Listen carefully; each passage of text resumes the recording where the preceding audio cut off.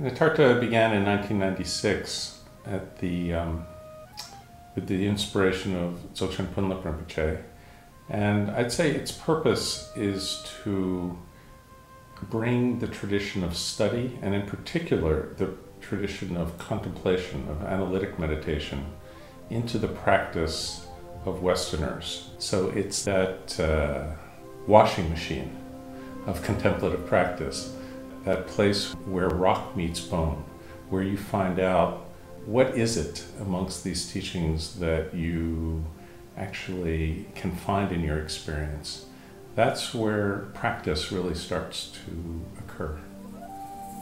I didn't really realize how unique Nitartha was until I started hearing about the curriculum and how that's being translated for the first time in the West.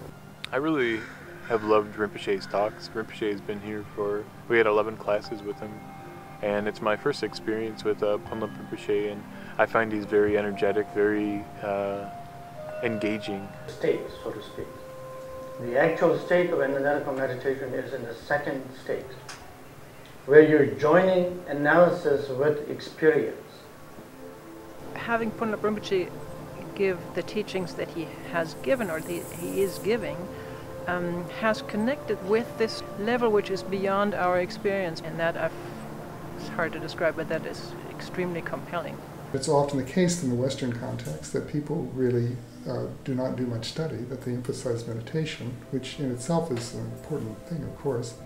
But the role of Nitartha is to try to join meditation with study, with analysis, and that's the two elements, primarily study, but making that bridge to a connection to meditating practice is also what we're about at Nitartha. I've been in class with some of the most knowledgeable Western teachers, and I'm getting college credit for this program. To my knowledge, there's nowhere else in the world where you could do this as a Western person. One of the benefits of studying Tibetan language, specifically here at Nitartha, is that the Tibetan text is going to be the same text which your teacher would be teaching you in one of the core courses. Like in my case, I'm studying Mind Only, and the teacher mantra text that I'm studying from is the same text that I'm translating into English in my Tibetan class. It's had a really nice balance with social atmosphere, and also with spending time with people, discussing the concepts and ideas, and getting to know not just the people but also the scripture too. It's been very useful.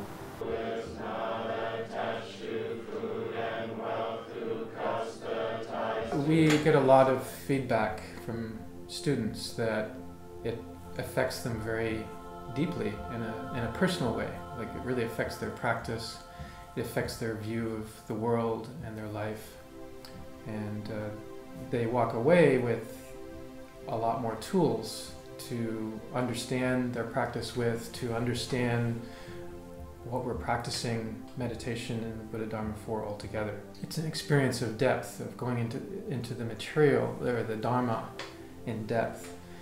But more than that, it goes into us as practitioners in depth. And so it has that profound impact that people don't really expect, or it's not something you can really conceive of before you come.